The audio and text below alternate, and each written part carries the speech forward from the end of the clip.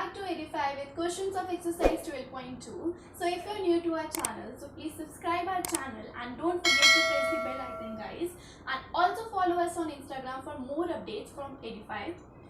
So question number 3, we were doing question number 3. Question number 3 says, Radha made a picture of an airplane with colored paper as shown in figure.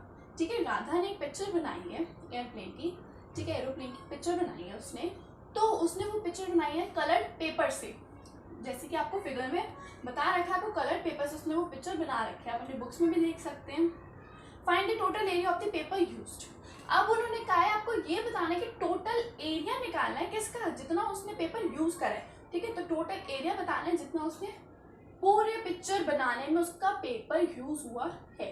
Got it. सो अब एक बात बताओ, आपको जब बोला है पूरे का एरिया निकालना है तो एक साथ तो पूरे का नहीं निकाल सकते ना, हाफ हाफ करके निकालोगे, पहले एक पार्ट का, फिर दूसरे पार्ट का, फिर तीसरे का, ऐसे करके आप निकालोगे एरिया, है ना. सो सबसे पहले आप देखो क्या गिवन है.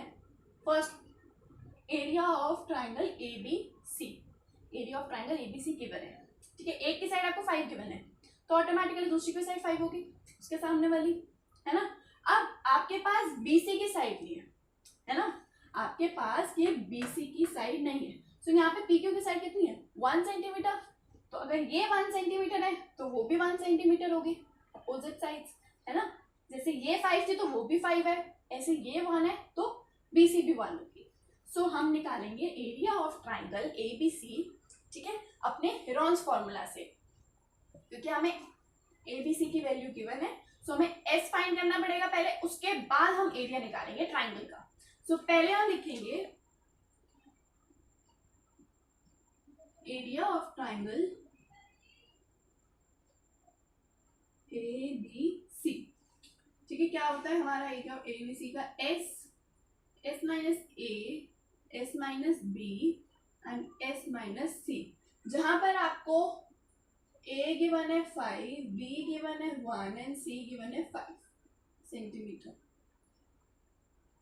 ठीक है, अब आपको किसकी वैल्यू निकालनी है, ABC तो आपको गिवन है, आपको वैल्यू किसकी निकालनी है, अपनी S की. S होता है हमारा semi perimeter. What is your S? S is your semi perimeter.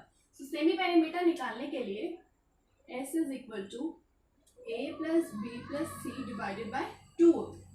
So A कितना है आपका 5, B कितना है 1 एंड ये 5 upon 2. So 5 plus 5 is 10, 11 upon 2. सो ये कट तो होगा नहीं, तो आप इसको अभी ऐसी फ्रैक्शन में लेने दो, पॉइंट में निकालने की जरूरत नहीं है, आंसर को हम फ्रैक्शन में पुट कर देंगे उसको. सो अब आप इसको इस फॉर्मूले में पुट करोगे, आपकी वैल्यू आ चुकी है S की. मैं डायरेक्ट पुट कर रही हूँ, I am not writing the formula again. 11 by 2 minus A is your 5, so you will write 5. 11 by 2 minus B is your 1, you will write 1. Then 11 by 2 minus C is your 5, then you will write 5. Now see what you will do. 11 by 2. अब देखो कुछ नहीं है तो आप LCM लेना पड़ेगा, without LCM तो सॉल्व नहीं होगा आपका.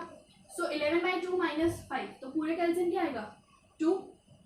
यहाँ 2 है तो ये 11 माइनस यहाँ 2 नहीं है 1 है, 2 से करोगे तो ऊपर भी 2 से मल्टीप्लाई तो 10.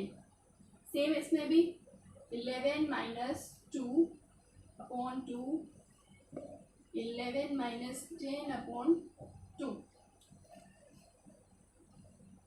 11 बाई 2 मल्टीप्लाई 10 में 11 में से 10 गए तो 1 बाई 2 मल्टीप्लाई 11 में से 2 गए तो 9 बाई 2.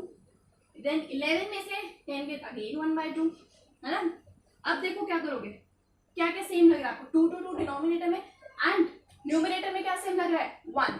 9 के पास 9 के साथ 1 तो होगा ना, तो यहाँ पे भी 1 है, यहाँ पे भी 1 है, 11 के साथ भी 1 होगा तो वहाँ पे भी 1 है. ठीक है, तो क्या होगा 1 2 3 4, 1 2 3 4. कॉमन निकाल लो, एक साथ बाहर निकाल के लिख लो.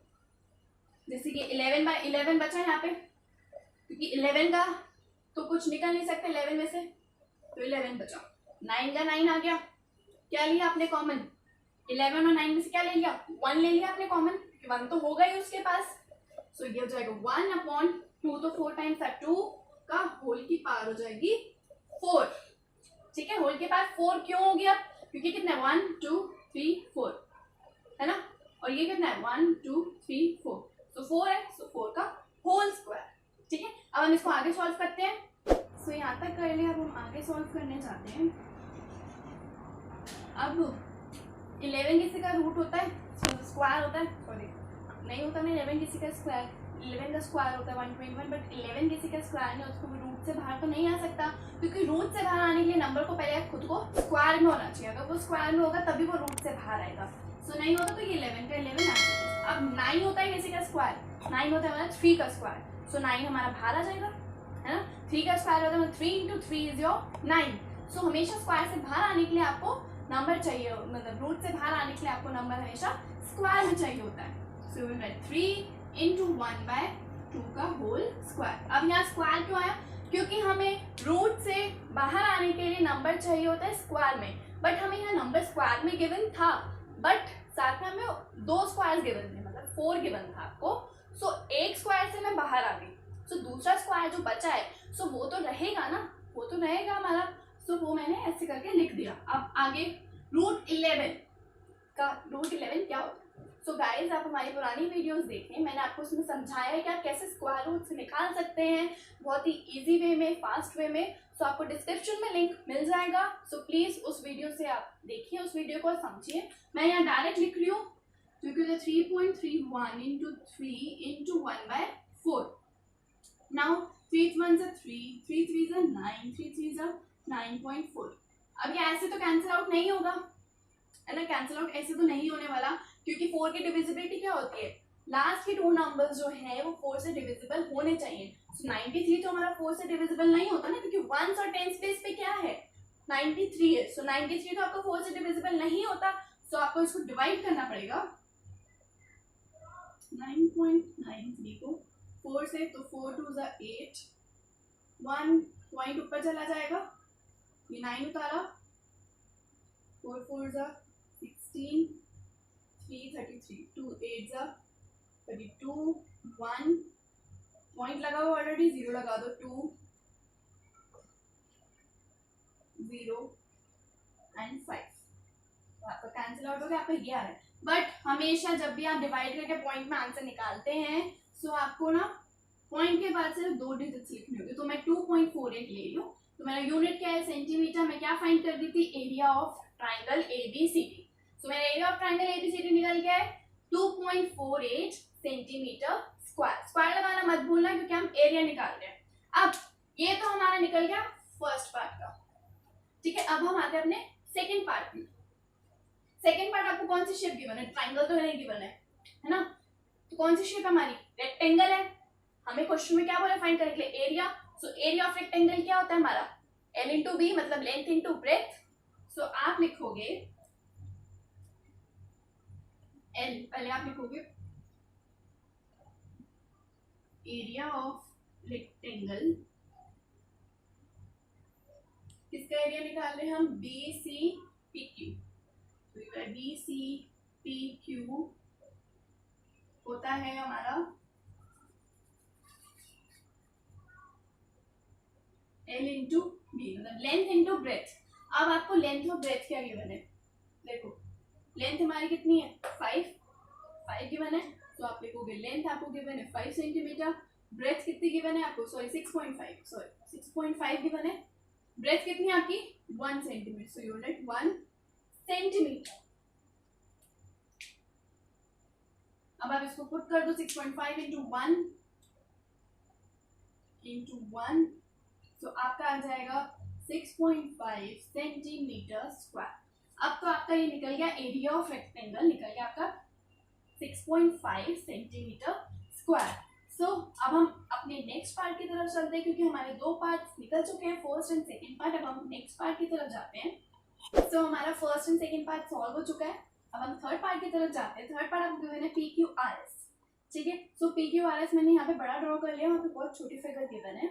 सो अब आपको PQRS गिवन है, बट आपको ये समझ नहीं आ रहा है आपकी कौन से फिगर, आपके कौन से फॉर्मूले से सॉल्व होगी। ना ये ट्राइंगल बन रहा है, ना ये स्क्वायर बन रहा है, ना रेक्टेंगल बन रहा है ना, तो आपको समझ नहीं आ रहा। तो हम इसको बाइसेक्ट भी नहीं कर सकते, क्योंकि अगर मैं इसको QS को बाइसेक्ट कर दूं तो तब भी मेरा ट्राइंगल नहीं बनेगा, तो बाइसेक्ट करने से भी नहीं बन रहा मेरा ट्राइंगल। सो मैं क्या करूंगी, मैं परपेंडिकुलर ड्रॉ करूंगी। परपेंडिकुलर मतलब मैं P से एक परपेंडिकुलर ड्रॉ करूंगी SR पर, उसको मैंने नेम दे दिया M। फिर ऐसे ही मैं Q से परपेंडिकुलर ड्रॉ करूंगी SR पर। तो जब भी हम परपेंडिकुलर ड्रॉ करते हैं तो हमारा 90 डिग्री बन जाता है ट्राइंगल, मतलब राइट एंगल बन जाता है। सो राइट एंगल बन गया तो मतलब ये 90 डिग्री होगा, क्योंकि 90 डिग्री के सामने वाली आपकी हाइपोटेनस होती है। अब एक और चीज देखो, यहाँ पे भी बनेगा, ये बीच में ये क्या बन गया आपका रेक्टेंगल, सॉरी आपका ये बीच में रेक्टेंगल बन गया। अब आप एक और चीज देखो, अगर आपका रेक्टेंगल बना है तो ये 3 चीजों में डिवाइड हो गया ना, ट्राइंगल रेक्टेंगल ट्राइंगल। तो इसे नेम दे दो, ये हो गया फर्स्ट पार्ट, ये हो गया सेकंड पार्ट, ये हो गया थर्ड पार्ट। ठीक है, ये आपका 2 सेंटीमीटर गिवन है। सो अभी मैंने अगर परपेंडिकुलर ड्रॉ करा है तो मैं पहले लिखूंगी भी कि draw PM perpendicular to SR and QN perpendicular to SR। ठीक है, मैंने लिखने के बाद अब देखो 2 सेंटीमीटर गिवन है तो मुझे डिवाइड करना है इसको, मतलब मुझे ये इनकी वैल्यूज भी तो चाहिए, SM की, MN की, NR की। तो अब आप एक चीज देखो, हमारे 2 ट्राइंगल्स है, तो क्या मैं 2 ट्राइंगल्स को कंबाइन करके एक ही साथ उनका एरिया निकाल देते, और आपको 90 डिग्री गिवन है तो आपका यहाँ पे हेरॉन्स फॉर्मूला नहीं लगेगा, यहाँ पे आपका लगेगा area of triangle is equal to half into base into height लगेगा, आपका वो वाला फॉर्मूला यहाँ पे अप्लाई होगा। बट अगर आपके 2 ट्राइंगल्स इक्वल है, मतलब सेम है, तो उसकी वैल्यूज भी सेम होनी चाहिए। अगर आपके 2 ट्राइंगल्स हैं तो आपकी वैल्यू सेम होनी चाहिए। तो वैल्यू सेम बनाने के लिए अब देखो क्या करते हैं, 2 है, 2 में से मैंने 1 दे दिया MN को, ठीक है 1 दे दिया मैंने MN को। अब मेरा क्या बचा SM एंड NR। अब अगर ये 1 है तो मेरी ये भी 1 होगा, है ना, दोनों के 1 1 है। अब मुझे SM और NR को सेम बनाना है, तो अगर मैंने इसको 1 सेंटीमीटर कर दिया तो ये क्या हो जाएगा 0.5 सेंटीमीटर, एंड ये क्या हो जाएगा 0.5 सेंटीमीटर, है ना। सो हमें पूरे इसका एरिया निकालना है, तो आप लिखोगे पहले तो area of PQRS is equal to area of triangle, मतलब एरिया ऑफ 1 लिख लो, देन प्लस ही करोगे तीनों को, area of second, then plus area of third. 3 parts है मेरे, फर्स्ट एंड सेकंड। फर्स्ट और थर्ड जो है हमारे वो ट्राइंगल है, तो पहले मैं ट्राइंगल को सॉल्व करने जा रही हूँ। So you will write area of triangle is equal to half into base into height. आपका ये फॉर्मूला अप्लाई होगा। बट आप एक चीज देखो, आपके दोनों ट्राइंगल्स आपस में क्या है, इक्वल है, तो क्या हम इन दोनों को एक बना दें? कैसे? जैसे मैंने लिखा area of 1 plus area of third, बन के क्या हो जाएगा, 2 ट्राइंगल्स है तो 2 एरिया 1 लिखो या थर्ड लिख लो, कोई मैटर नहीं करता। मैंने 2 एरिया 1 लिखा तो आप 3 भी ले सकते हो, 2 एरिया 3 भी लिख सकते हो, क्योंकि दोनों सेम है। क्योंकि दोनों की देखो, आप देखो, आपको ये भी गिवन है, आपको ये भी गिवन है, आपको ये भी गिवन है, आपको ये भी गिवन है, दोनों का सेम गिवन है। तो अब आप लिखोगे 2 इंटू हाफ इंटू 0.5 इंटू 1, ठीक है। अब लिखने के बाद 2 से 2 गया, 0.5 सेंटीमीटर स्क्वायर। ये निकल गया आपका 2 एरिया 1, द एरिया ऑफ 1 का एंड एरिया ऑफ थर्ड का, ये निकला। अब हम निकालेंगे अपना एरिया ऑफ रेक्टेंगल PQNM का। सो आप लिखोगे area of rectangle PQN and N लिखा मैंने। क्या होता है हमारा L इंटू बी, मतलब लेंथ इंटू ब्रेथ। सो आपकी लेंथ आपको गिवन है 1 सेंटीमीटर,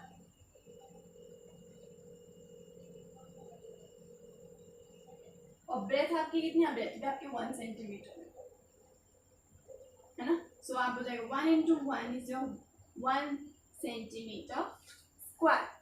तीनों पार्ट्स के निकल गए आपके। तो अब आप टोटल लिखोगे जो आपका है एरिया ऑफ PQRS, मतलब थर्ड पार्ट जो है आपका ये वाला, क्या है आपका एरिया ऑफ 1 एंड 2, तो हमने एरिया ऑफ 2 एरिया 1 कर दिया था, तो आपका आएगा 0.5 plus area of third is area of second is your 1, ये और ये आपका 0.5 है, एंड 1 जो आपका सेकेंड पार्ट का निकला था, तो मतलब 1.5 सेंटीमीटर स्क्वायर। सो हमने अपना थर्ड पार्ट भी कंप्लीट कर लिया इसका। अब हम फोर्थ पार्ट करते हैं इसका। तो हमारे तीनों पार्ट्स निकल चुके, फोर्थ, सेकेंड एंड थर्ड। अब हम अपना फोर्थ निकालने जा रहे हैं। सो फोर्थ में देखो आपको कुछ भी गिवन नहीं है, ठीक है, बट हमारा जो फोर्थ है वो किसके सिमिलर है, फिफ्थ के जैसे। जैसे हमारा फिफ्थ है वैसे हमारा फोर्थ है, दोनों के डायग्राम सेम है। अगर हमारा जो है सी जी गिवन है 6, तो डी बी भी 6 होगा, और अगर हमारा एफ एंड सी गिवन है, एफ सी गिवन है 1.5, तो हमारा ये भी 1.5 सेंटीमीटर होगा, है ना। तो ये क्या बन गया, राइट एंगल ट्राइंगल है ये, है ना, राइट एंगल ट्राइंगल है, तो मतलब यहाँ 90 डिग्री होगा, 90 डिग्री होगा, क्योंकि ये सामने वाली हाइपोटेनस होती है 90 डिग्री के सामने वाली। सो यू विल राइट, आपने अगर दोनों को लिखा है तो fourth and fifth are similar, right angle triangle.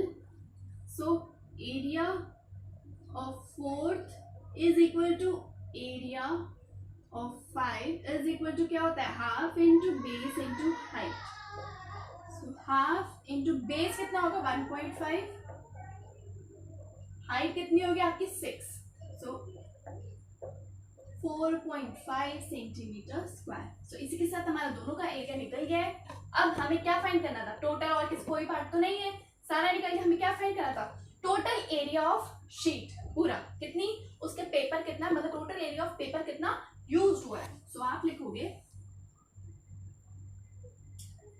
Total area of paper used is equal to area of 1 plus area of 2 plus area of 3 plus area of